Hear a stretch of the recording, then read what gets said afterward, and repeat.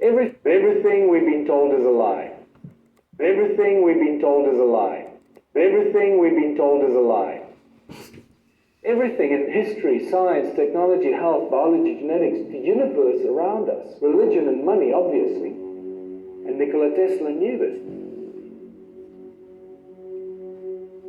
Step away from what you think is real and what you believe to be the truth and just analyze everything from a slightly different perspective. And I want to show you an example that basically shows if it is real and what you believe to be the truth and just analyze everything from a slightly different perspective. And I want to show you an example that basically shows if they could lie about this, they can lie about everything. If they could pull this one off, they can pull off anything.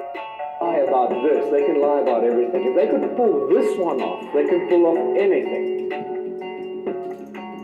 This is Michal Ledworth. He was the advisor to the popes at the Vatican for 17 years. He's a walking encyclopedia. He's one of the most incredible human beings you can ever meet. And what he found out is that the opening phrase of the Bible was completely messed with. We all believe and we read the opening text of the Bible that says, in the beginning God created the heavens and the earth. The original Hebrew text was messed with. And to do that is very difficult because it's all a mathematical formula, so it's very difficult to cheat. It has to have so many letters across and phrases and they cross-reference it, so you can figure out very quickly if somebody messed with one of these phrases and these paragraphs. And yet they pull this off. The original Hebrew text begins with the letter B. Beth. Barashit bara Elohim et hashamayim wa et ha'aretz. Ba, it starts with Ba, the second letter of the alphabet. That's not possible, because all Hebrew sacred texts must begin with the first letter of the alphabet, which is A or Aleph. Somebody messed that up.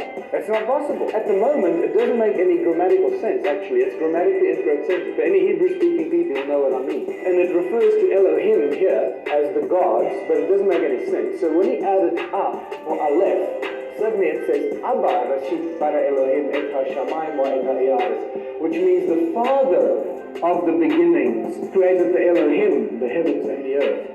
The Father of the beginnings created the Elohim, heavens and the earth.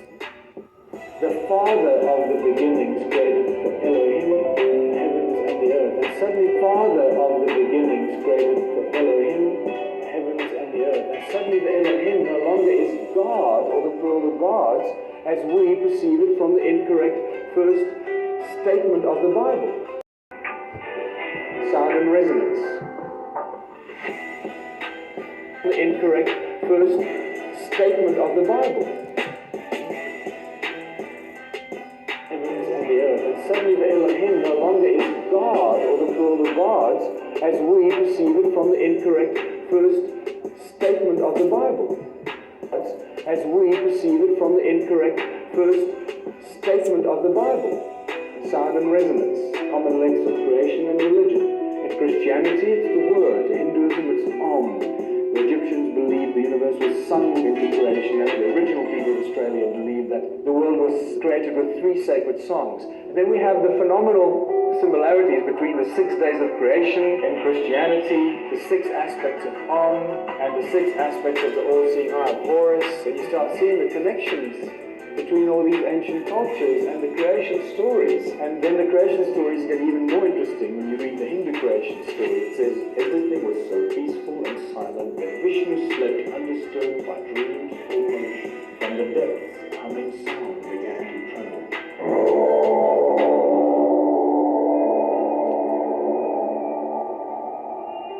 It grew and spread, filling the emptiness and throbbing with energy. The night had ended. Grew and spread, filling the emptiness. It's just filling the emptiness and throbbing with energy. The night had ended. Vision awoke. It's just great when you start seeing these connections. Sound is the source of all creation. Sound and resonance is responsible for everything. It is the breath of the Creator, the prime resonance frequency, and the responsible for everything. It is the breath of the Creator, the prime resonance frequency, and the source code for everything in creation, including our DNA. Sound and resonance is responsible for everything in creation. By now you should know that sound manifests physical form, and this is the most basic example. This is the most basic fundamental demonstration how sound and resonance manifests into physical form. Every frequency has its own specific shape, the prime resonance frequency. Are you only looking at a two-dimensional representation of a three-dimensional effect?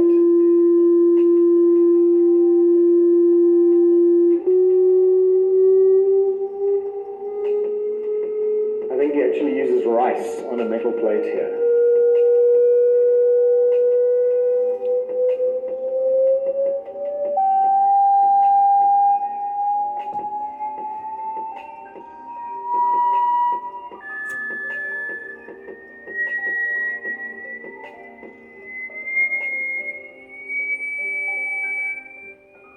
In the low frequencies we can't hear, it does the same effect. The higher the frequency, the more complex the shapes. The lower the frequency, the more basic and the larger the shapes. The wavelengths get shorter and shorter as you go higher.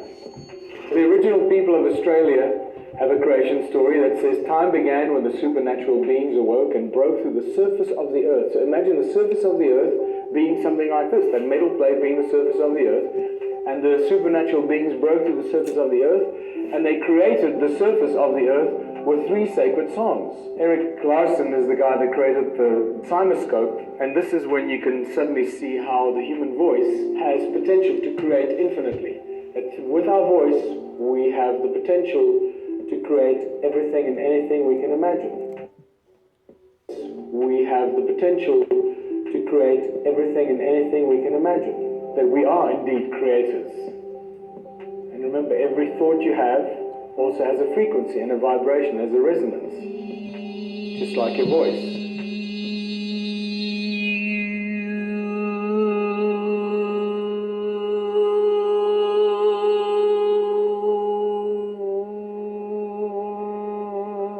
Some of these pictures of this cymoscope images tell us that it was these sounds, the images of the sound, that actually inspired religious symbols. That beautiful cross in a circle at the center of some of these cymatic photographs give us a very clear indication that the creators of the religious symbols knew exactly what they were talking about, that the source of creation is sound itself. Ancient civilizations understood sound and frequency, and they used it for everything. They used it as a tool, and they also used it to control and manipulate humanity. This is nothing new. We know by now that the pineal gland is pretty much what represents the all-seeing eye of Horus.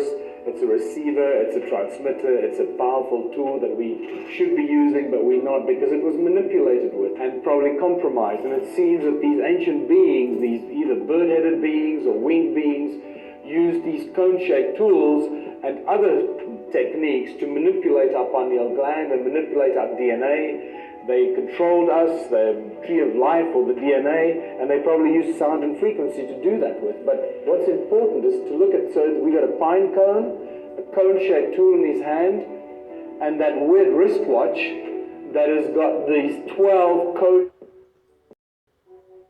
shapes pointing at the center, and then also this here. Seems like everything is encoded here when they draw these or carve these things. It's not just accidental. Everything's got a reason why it's there. So you'll realize why that is so important, because this wristwatch with those 12 cones pointing at the middle shows us that they weren't only controlling our thoughts and our minds with sound and frequency and magnetics in ancient times, but we've been doing it for ages now. There's your all-seeing eye of Horus. There's your half of that weird wristwatch with the 6 cones facing the middle, all controlling us with sound and frequency. And this brings us to using sound as a tool of technology.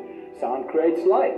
The Ankh was used as a healing tool. We know that from images like this, and there's a lot more to be said about this. The medicine wheel is a cross in a circle that represents sound, that primordial source of sound, that shows that the Native American healers knew that sound could cure and could heal. This is a Sumerian seal that represents sound, and also this is where the swastika has its origin, in sound and resonance. Royal Raymond Wright, that the man that found a cure for all disease with sound and resonance, were converted to electric impulses. And in a library in Sedona is his handwritten manuscript that you can read all his handwritten frequencies. that he wrote down for cures for all the disease. Lakovsky, the multiple wave oscillator, that has got an incredible record of curing all kinds of diseases, including cancers. And more recently, Anthony Holland, who in a TED talk in 2011 shows how he cures cancer with sound frequencies. Unfortunately, Anthony Holland thought he'd become famous. And since then, we've not heard anything of him. He's sort of disappeared. We showed these videos to our friends in the biology department. They said they hadn't seen anything quite like it.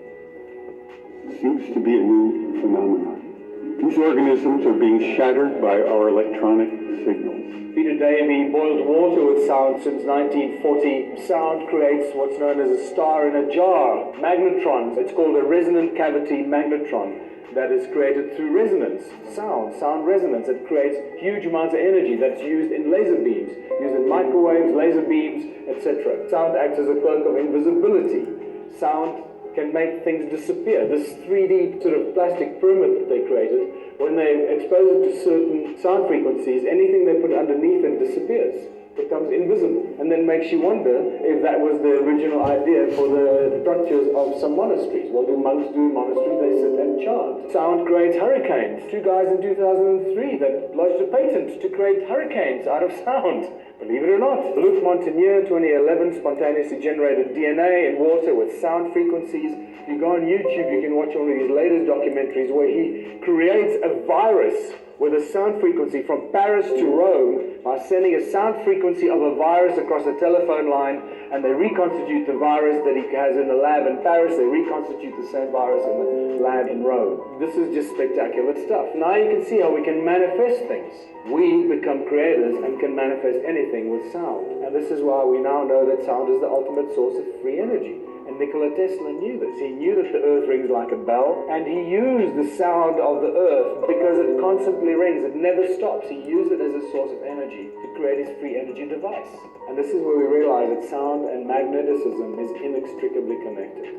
It's sound that creates magnetic fields, and moving magnetic fields create electricity. It's in that order that creation seems to happen. So we don't live in an electromagnetic universe, we live in a magneto-electric universe. If you want to find out the secrets of the universe, think in terms of energy, frequency, and vibration. That's exactly what I've been sharing with you here. Now that you know how powerful your thoughts are, how powerful every word you write, every message you leave for somebody on your cell phone, how every email you send, how powerful all your communication and all your thoughts are, you realize how quickly we can co-create a new reality for ourselves. Because all of this positive stuff, the positive thinking, the positive talking, the positive co-creation of a new reality for humanity that is filled with prosperity and abundance is right here. We are creating it as we speak it and as we think it.